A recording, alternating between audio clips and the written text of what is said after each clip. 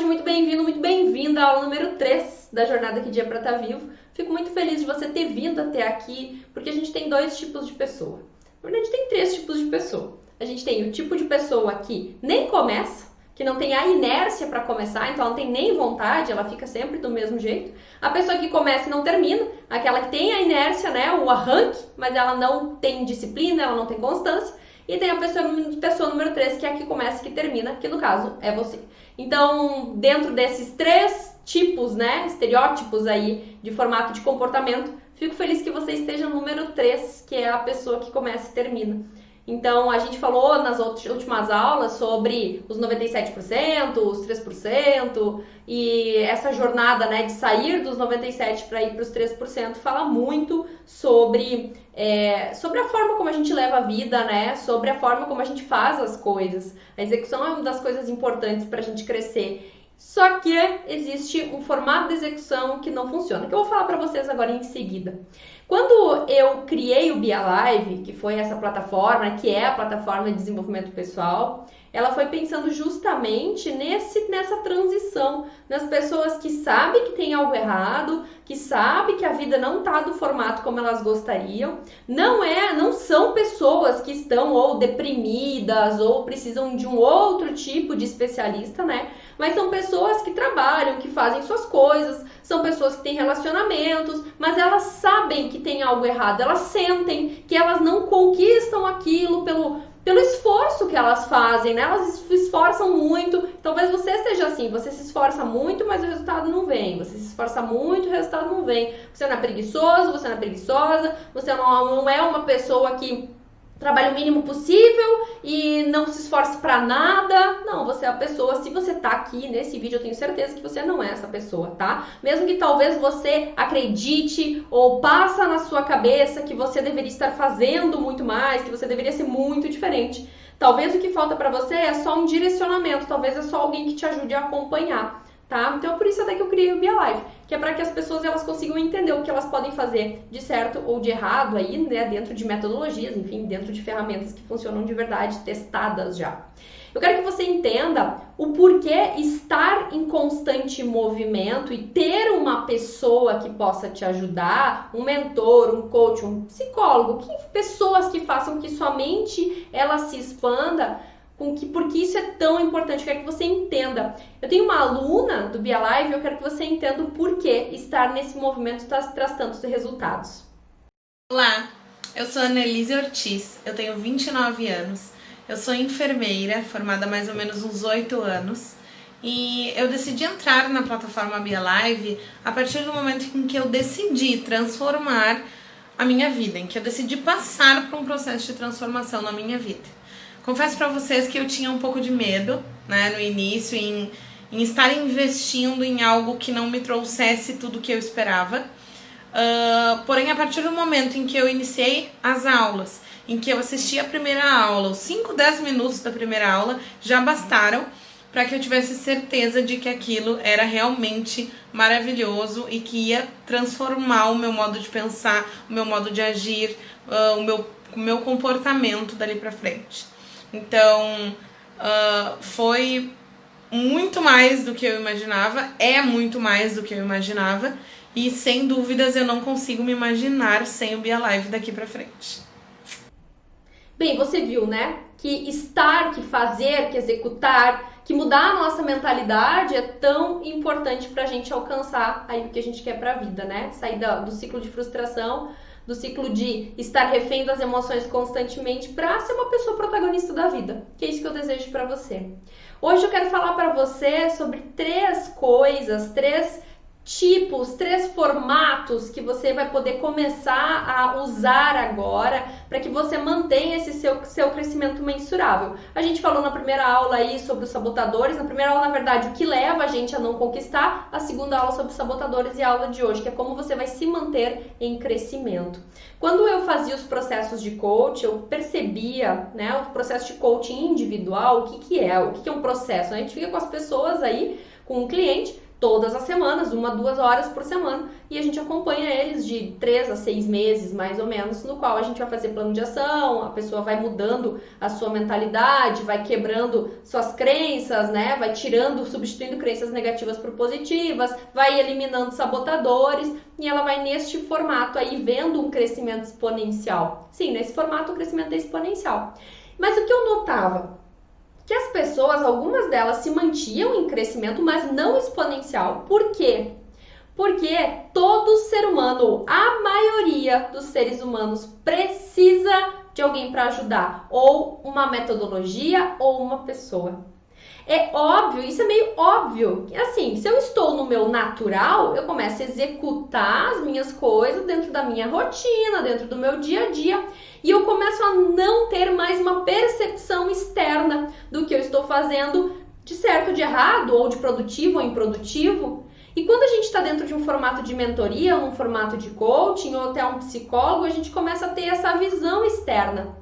E uma pessoa que tem experiência, ou uma pessoa que consegue olhar para isso, para ter esse olhar mais crítico, né, sobre sabotadores, sobre falta de resultado, essa pessoa consegue dar um direcionamento. Então, é óbvio que dentro de um processo as pessoas crescem exponencialmente. Algumas entendem que isso é um padrão. E a maioria entende, na verdade, dentro de um processo de coaching, a maioria entende que isso é um padrão. E elas continuam no crescimento, não na mesma velocidade. Até porque o processo ele é cansativo. Ele é todo crescimento, quanto mais velocidade eu dou para ele, mais cansativo ele fica, né? Eu preciso de mais energia, mais recurso. Então é óbvio que depois de finalizar um processo, as pessoas continuam em evolução. Tem coisas que elas levam pro resto da vida e isso é ótimo. Agora, tem um número de pessoas que estagnam naquilo ali de novo. Ok, elas deram um salto na vida, mas elas ficam estagnadas e tem um pequeno número de pessoas que decaem. E aí eu comecei a perceber. O que faz com que as pessoas elas consigam se manter em constância, em crescimento, é ter um grupo de pessoas, uma pessoa, uma metodologia, algo que eu acompanhe, algo que eu me mantenha o tempo todo como se fosse uma oxigenação cerebral. E isso é o número 1 que eu quero entregar para você hoje. Como se manter em crescimento constante? O número 1 é, você precisa ter um mentor. Você precisa ter um coach, você precisa ter um amigo, você precisa ter uma pessoa que você segue na internet e que essa pessoa faça com que você abra a sua mente. E aí você pode buscar grupos de mentoria, grupos de negócios, associações, um processo de coaching, o BeAlive, um mentor, o psicólogo, ele já é um formato um pouco mais, né, de buscar a sua psique, buscar aí as suas emoções. Eu tô falando realmente de uma coisa mais mensurável, uma coisa mais objetiva, meta, alcançar elas rapidamente. Então você precisa ter isso. Se eu não tenho, eu começo a perder a minha conexão comigo mesmo. Eu começo a perder o senso crítico sobre mim.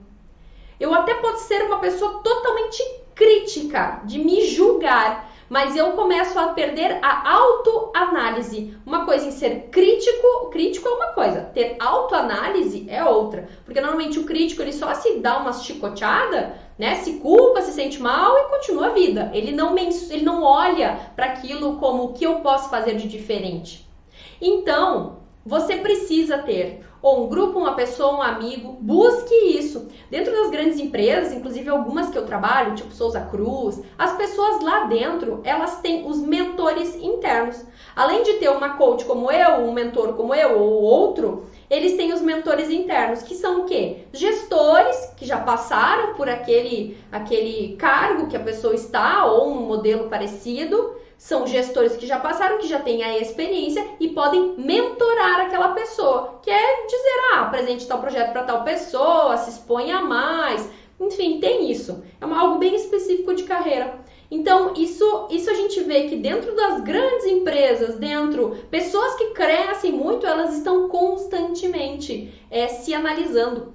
E a análise externa, ela ajuda muito. Então, esse é o número 1, tá bem? Eu mesmo faço Eu, né, Renata, sou cliente de mentores, de coaches, de psicólogos, de psiquiatras. Sim, de psiquiatra também. As pessoas acreditam que psiquiatra é uma pessoa em que ela trata maluco e não é. É uma pessoa que trata o cérebro. Então, assim como nós temos o cardiologista, se eu tenho um problema de coração, que é um órgão, eu vou no cardiologista. Eu tenho problema de diabetes, eu vou num médico, não sei qual é o médico que trata diabetes, ou eu tenho um problema na minha perna, né?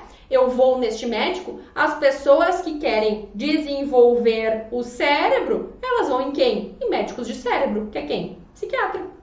Então a gente tem que desconstruir isso também. Assim como psicólogo e psiquiatra são médicos de loucos, não são. São pessoas que desenvolveram aí uma carreira para ajudar as pessoas a serem melhores, a crescerem, né? Então a gente tem que desconstruir isso aí, tá bem? Então é para você também, é só um parênteses aí que eu fiz, mas é pra gente começar a desconstruir uma bobagem que a gente acreditou por muito tempo, né? Ok, então o número 2 que eu quero entregar para você é a execução em si. Eu fiz uma vez uma pesquisa inclusive acho que foi uma live que eu fiz, e a gente tinha lá umas 40 e poucas pessoas, e eu fiz uma pesquisa na live.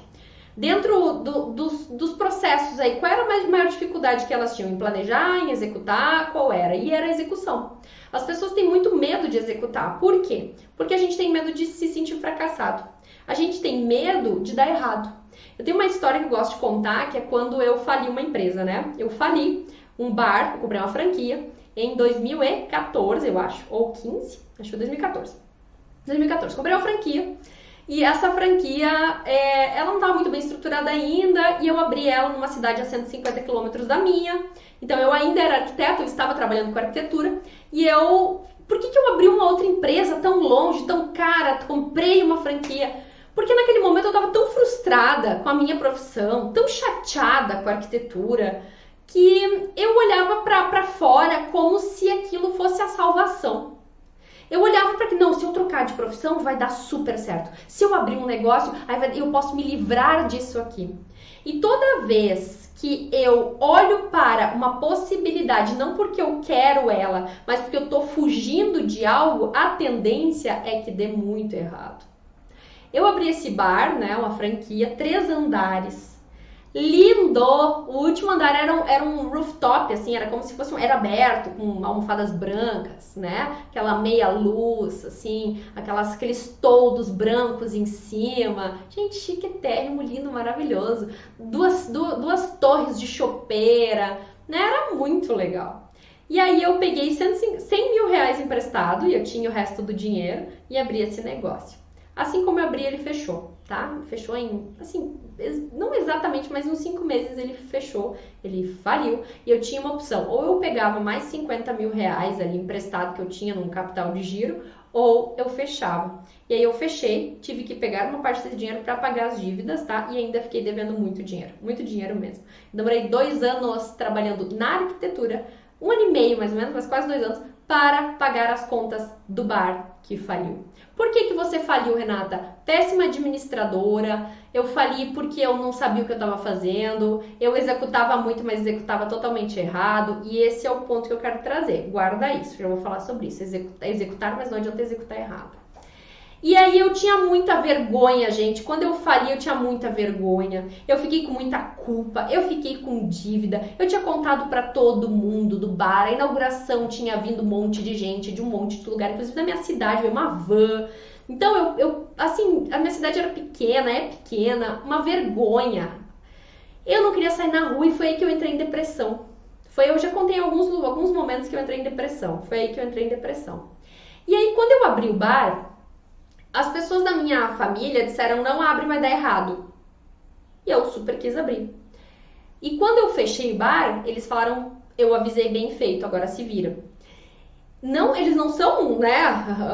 São pessoas ruins, não. Só que escutar isso num momento em que você está péssimo, é como uma facada no seu coração, no seu fígado.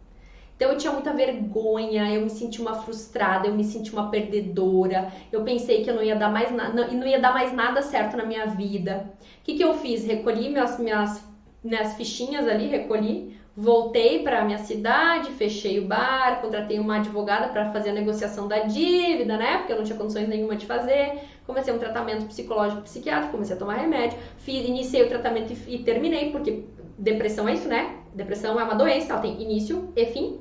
Então eu fiz todo o tratamento, me curei, né? Fiz o processo, estava tudo certo. Recolhi minhas fichas, fui para arquitetura, voltei para o meu escritório, que eu não tinha abandonado, né? Eu só tinha dado assim um pequeno afastamento.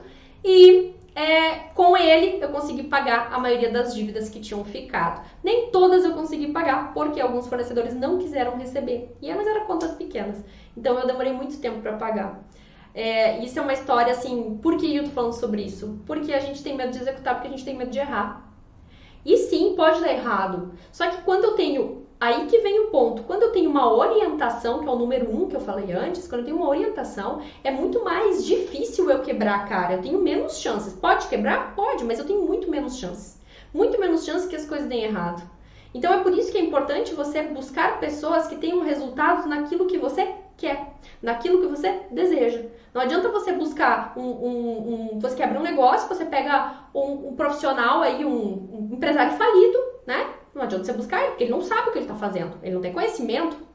E hoje, eu falo sobre, quando eu quebrei lá a empresa, eu falo que talvez se eu não tivesse quebrado aquela empresa, eu teria quebrado esse negócio aqui, o que eu tenho aqui.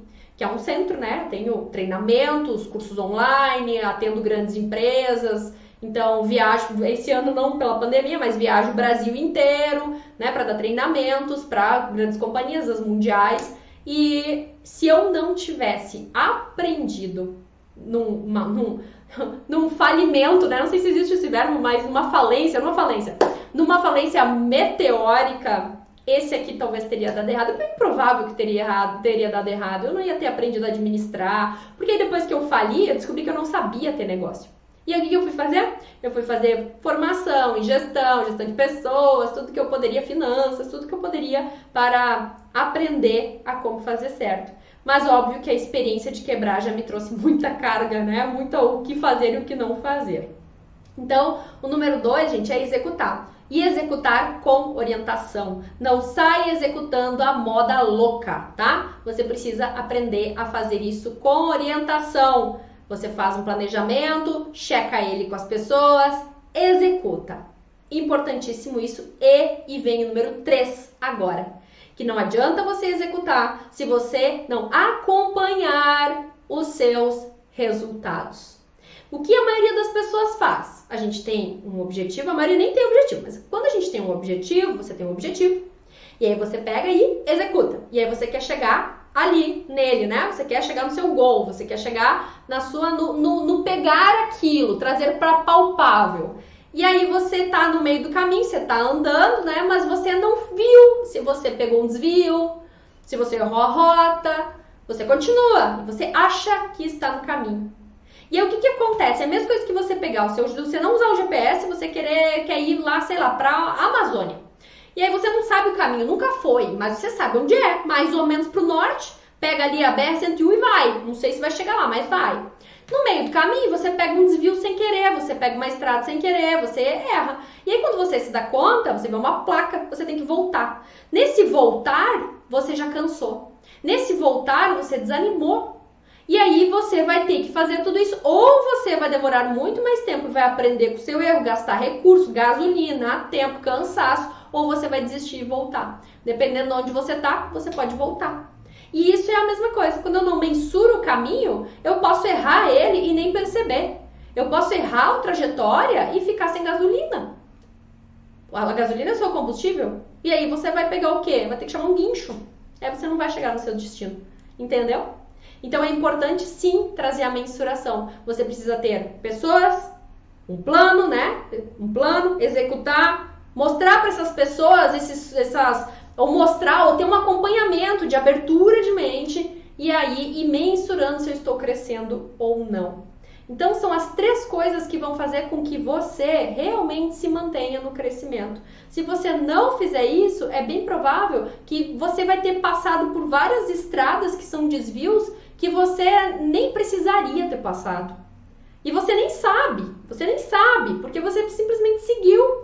E aí você acha que tá tudo certo. certo, mas você já gastou muita energia, você já podia ter chegado lá há muito tempo. Você tá me entendendo? Então é isso que eu quero ajudar você. Gente, queridos, eu espero que vocês tenham gostado da aula. A gente tá com o Bia Live aberto. Quando eu abri o Bia Live, foi uma das coisas assim que mudou a minha vida, na verdade, mudou a vida de muita gente. Por quê? Porque quando eu percebi que esses clientes de coaching, eles precisavam de um monitoramento constante, assim como eu já fazia, mas eu não tinha linkado ainda, que por que eu estava crescendo era porque eu tinha um acompanhamento constante, eu sempre busquei estudar, fazer coisas, né? Ter um coach, ter um psicólogo, ter alguém na minha vida, eu sempre busquei, principalmente mentores. E aí, com isso, eu entendi que as pessoas precisavam disso. Porém, eu falei dos 97%. Eu já falei também para vocês que 70% da população brasileira ganha um salário mínimo. Porém, como eu iria atender essa gama de pessoas que não tem 7, 10, 15, 20 mil reais para pagar um processo de coaching? Não tem. A pessoa não tem nem tem onde tirar, não tem nem cartão de crédito, não tem nem empréstimo no banco, não conseguiria ter. E eu não estou dizendo para se endividar para fazer isso, só estou dizendo que não tem como, não tem recurso. Então foi que eu criei o Bia Live. E eu espero que você, se você quiser aproveitar o Bia Live, ele está agora. Você paga 2 meses, você tem 12 meses, você tem 1 ano de assinatura e você tem um desconto aí. Vai pagar só 10 meses do Bia Live, tá bem? Espero que você aproveite. A gente tem aí até mais uns diazinhos ainda de promo no Bia Live. E também, os 10 primeiros também, não sei se a turma já fechou, tá? Mas os 10 primeiros vão ter uma mentoria comigo, tá bom? Então, nos vemos em breve, espero ter te ajudado. Espero que você aí tenha uma vida próspera, feliz e abundante. Um abraço, até mais!